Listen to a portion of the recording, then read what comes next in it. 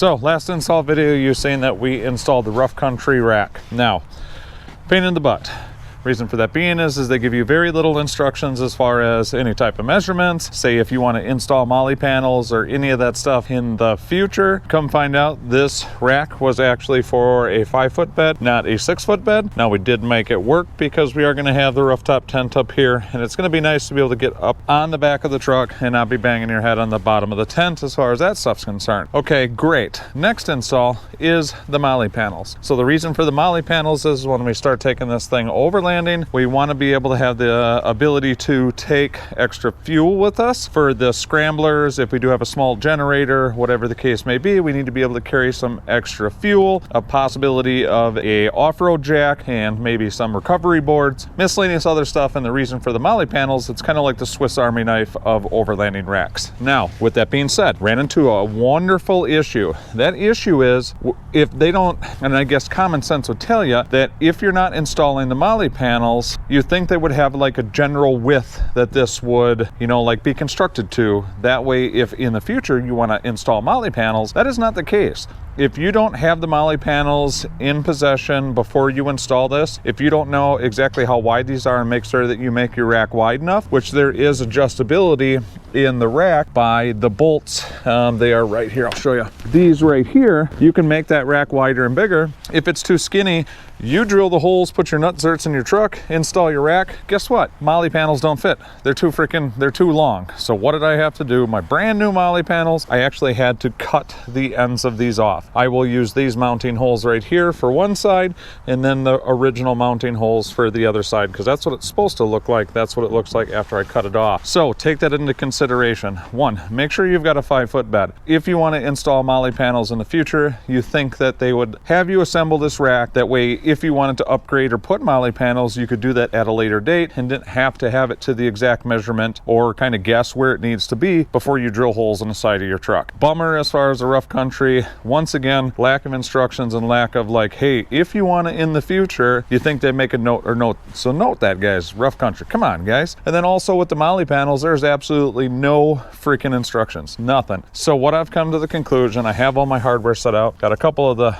T-bolts that fit inside the rail of the bar here. You've got all your hardware. Now here's another issue I ran into. This hardware right here, once you go through the bracket into your T-bolt and into the rail itself, they bottom out on the inside of the rail before they're actually tight. Dumb. Yes, that is dumb. So they send you with these washers, I believe, to put as far as spacers to take up the difference, because you're not going through like a mounting bracket or a corner bar or something like that to take up that space to actually tighten it up. Even with the washer, there's not enough room. No good. So what did I do? I actually went and bought some black washers, because second thing, I don't want silver washers on my black matte finish.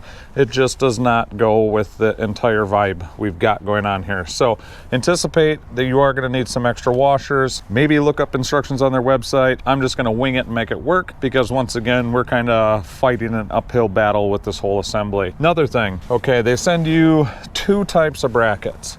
You've got a regular 90 style bracket like that, and then you've got one like this. And I would assume that in their pictures, this bar is not here when you install your Molle panels. However, I want this for structural reasons, and we may actually mount something on, hold on, may actually mount something on the inside here, take this trim piece out, and there is accessories and stuff that you can mount on the back side. So for structure and for possibly modifying it even further down the road, I want to leave those bars on there. So if this bar was not here, I'm assuming one goes like this and kind of drops down from the corner piece, and then you've got your second one right here, mounts to the bottom like so, or vice versa. Now, luckily for me, that's the reason why I made the cut. I will be able to use these corner brackets to bring in my mounting points, because as you can see how much further out these are here compared to these here. So for me, this is going to work out all right. Is that correct? No. Like I said, I'm assuming this is one bottom or top,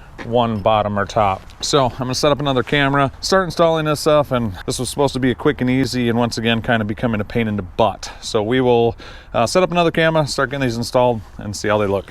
First off, I am going to take my jacket off so I don't scratch the snot out of the side of my truck with my zipper. Okay, so from the gist of what I can get, it is you take your bracket, and then you're going to take a couple washers.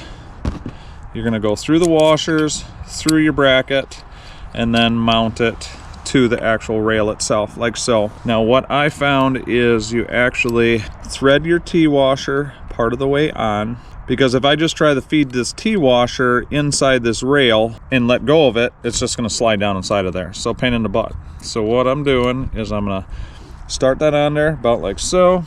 I'm gonna set it in here.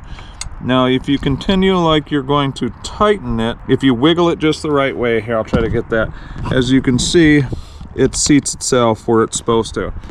And then from there, all right, from there I'm putting some outward pressure on it to continue to hold it in place and run it down snug. I don't want it tight because I'm assuming I'm going to adjust it when I get the Molle panel up here. Okay, so that indeed did the trick. So you can see here that those two washers right there took up enough of the distance between the bracket, the washers, and the bolt to draw that T fastener tight. Otherwise that bolt bottoms out on the inside of that channel and you can't get it tight, and it's just flopping around in there. And I thought, well, maybe that's the way it's supposed to be, but if the top and the bottom are tight on both sides, that's going to allow that Molle panel to move up and down, and that's not good. So I don't understand why they didn't send you shorter hardware, or at least instructions to give you an idea. But I've messed around with it enough that, you know, there is no other way to put this together. Dumb. That's the way it is. Anyway, so we're going to install the rest of these brackets real quick, and then let's get this Molle panel installed.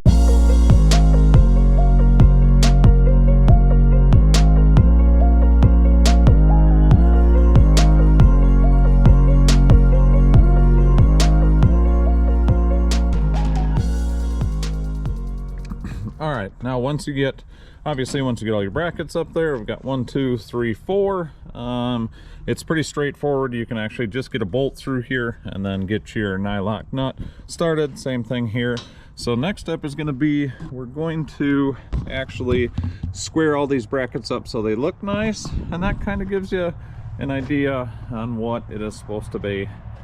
I like it. I really do. I think it looks nice as far as a whole, especially with the rooftop tent, which is, can't see it, but it's in front of the quads in there.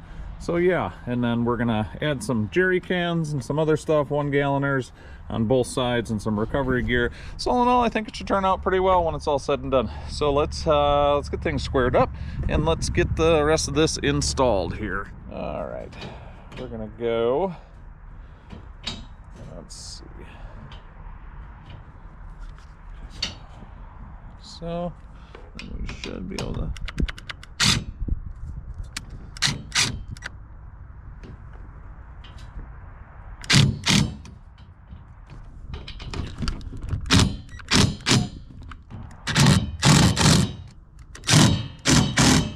Okay, not bad. Let's go get us a wrench. I'll be back.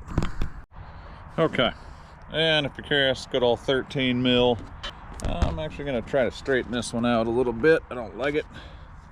If you guys haven't figured it out, judging how my machines and equipment and truck and stuff run, extremely particular and OCD with square and straight and clean, and that'll work right there. Okay, there's that. That looks better, guys. So 13 mil. We're going to tighten these other two front ones up and then get started on the other side.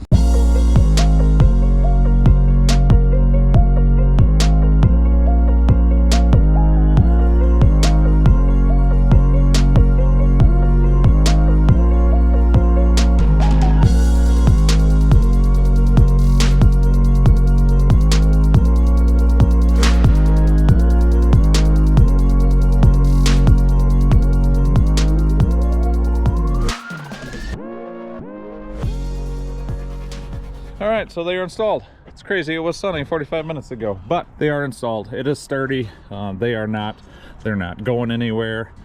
So once again, kind of bummed that they didn't give you instructions to make sure this was installed correctly, but there's only certain ways, or only so many ways you can configure this in order to install it properly. I thought maybe I had the brackets wrong or some other stuff. That indeed was not the case.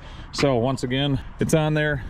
Swiss Army knife of overlanding racks. Now I was kind of bummed for the rough country side of things. I cannot believe they didn't give you any like measurements when you were assembling the original Overlander rack, because I think that would have saved a lot of problems in regards to like having to cut my brand new racking systems. A little bit of touch-up paint, some other stuff you can't even really tell. I did have to swap the brackets around. So I guess what I'm trying to say is take into consideration, if you are going to install the Molle panels, to either get the measurements or see if they have it on their website to make sure you build that rack accordingly, or anticipate that there is going to be some slight modifications. And there is very little instructions, whether it is the rack itself or the Molle panels. And for the Molle panels, there was no instructions, so you got to have a little bit of common sense. Hopefully some of these tricks kind of helped you guys out. That's going to end this one off. Pretty simple install, I can say, other than going to buy some hardware and a little bit of messing around to figure out exactly how it went. Pretty smooth install. Really excited to start getting some accessories on this thing and really start exploring with the Tacoma. So we've got a bunch more adventures planned, bunch of things coming. Like I said, the Overlander rack is sitting there in the garage. But with that being said, guys, appreciate each and every one of you. If you want, master, subscribe. It's free. Help us out. Pushing our way to 2,000 subs. And like we always say, on to the next adventure.